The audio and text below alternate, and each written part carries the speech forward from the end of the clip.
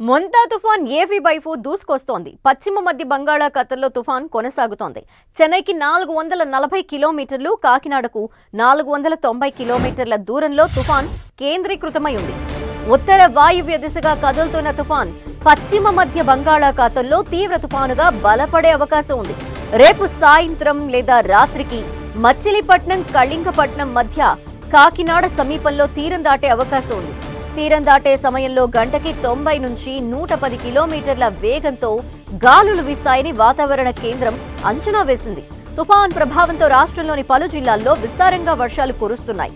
విజయనగరం, విశాఖ, కాకినాడ, కృష్ణా జిల్లా, బాపట్ల, ప్రకాశం, నెల్లూరు జిల్లాలకు red alert జారీ చేశారు వాతావరణ శాఖ అధికారులు. అలాగే శ్రీకాకుళం, అల్లూరి, తూర్పు గోదావరి, ఎన్టీఆర్ జిల్లా, తిరుపతి, నంద్యాల జిల్లాలకు ఆరెంజ్ అలర్ట్ జారీ చేశారు. రానున్న 4 రోజుల పాటు మత్స్యకారులు చేపల వేటకు వెళ్లరాదని హెచ్చరికలు జారీ చేశారు. రాష్ట్రంలోని అన్ని ఓడరేవుల్లో 3వ నెంబర్ ప్రమాద హెచ్చరిక జారీ చేశారు.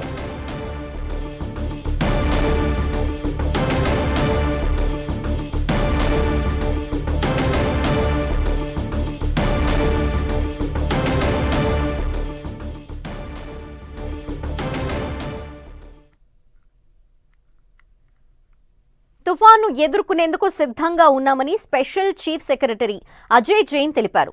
అన్ని ప్రభుత్వ విభాగాల సమన్వయంతో విస్తృత చర్యలు చేపడుతున్నట్టు వెల్లడించారు. ఎటువంటి ప్రాణ ఆస్తి నష్టం లేకుండా చేయటమే తమ లక్ష్యమంటున్న అజయ్ జైన్తో మా ప్రతినిధి విక్రమ్ ఫేస్ టు ఫేస్.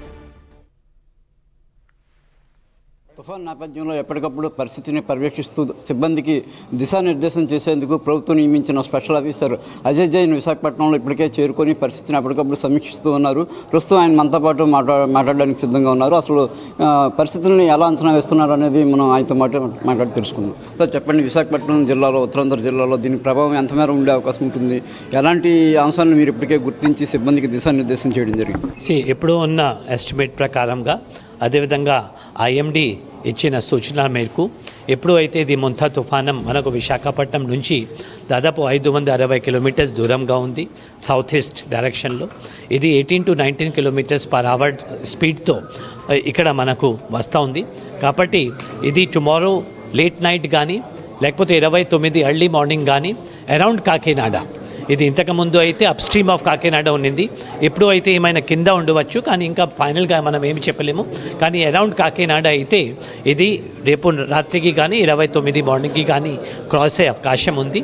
ఇది సివియర్ సైక్లోనిక్ స్టార్మ్, అంటే విండ్ స్పీడ్ అనేది మనకు 90 to 100 kilometres up to 110 kilometres వరకు కూడా చేరడానికి అవకాశం ఉంది. కాబట్టి అంత హై. అదేవిధంగా రెయిన్స్ కూడా ఇవాళ మార్నింగ్ నుంచి విశాఖపట్నంలో ఒక 8 అవర్స్లో 45 మిల్లీమీటర్స్ వర్షం నమోదమైంది. కాబట్టి హెవీ రెయిన్స్ కూడా వస్తాయి. అదేవిధంగా విండ్ స్పీడ్ కూడా ఎక్కువ ఉంది కనుక డెఫినెట్లీ గవర్నమెంట్లో ముఖ్యమంత్రి గారు కూడా ఇవాళ రివ్యూ చేసుకొని ఒకటి ఆయన క్లియర్ కట్గా చెప్పినారు, ఏమంటే ఎట్టి పరిస్థితుల్లో కూడా ప్రాణ నష్టం జరగకూడదు. కాబట్టి ముఖ్యంగా అయితే ఎవరైతే మనకు మెడికలీ అన్ఫిట్ ఉన్నారో వాళ్ళకి షిఫ్ట్ చేయాల్సిన అవసరం ఉంది. అదేవిధంగా ఎవరైతే థ్యాచ్డ్ హౌసెస్లు ఉన్నారు, ఎక్కడైతే మనకు బిల్డింగ్స్ డైలాపిటేటెడ్ ఉన్నాయి, అటువంటి చోట నుంచి పర్సన్స్ని మనం షిఫ్ట్ చేయాలి. కాబట్టి ఆల్మోస్ట్ మనం 1058 సెంటర్స్ మనం ఐడెంటిఫై చేశాము.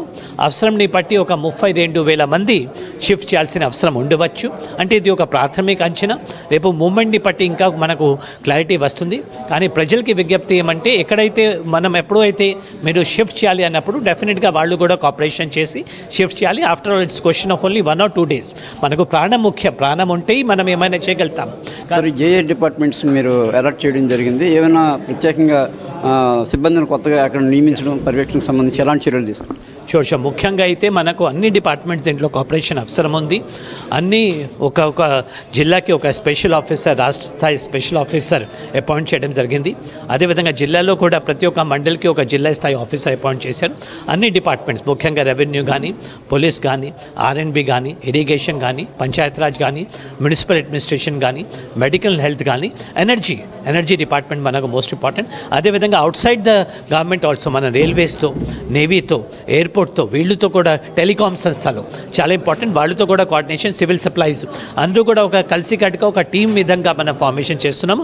తర్వాత ఫైనల్లీ విలేజ్ లెవెల్లో village and ward secretariat staff వాళ్ళు కూడా పూర్తిగా ఇన్వాల్వ్ అవుతారు. కాబట్టి it is not question of 1 or 2 departments, all departments దీంట్లో కలిసి ఉన్నాయి. అందరూ కూడా ఒక టీమ్ ఎఫర్ట్గా వాళ్ళు చేస్తున్నారు. అదేవిధంగా డైరెక్షన్స్ కూడా ఇవ్వడం జరిగింది. సరే, నేవీ నుంచి ఎటువంటి సహకారాన్ని కోరారు, ఏ రకంగా సిద్ధం చేసించారు? ముఖ్యంగా అయితే నేవీతో మాట్లాడడం జరిగింది. ముఖ్యంగా వాళ్ళ దగ్గర 2 హెలికాప్టర్స్ ఉన్నాయి, అదేవిధంగా 2 డార్నియర్ ఎయిర్క్రాఫ్ట్ కూడా ఉన్నాయి సర్వేలెన్స్ కోసం.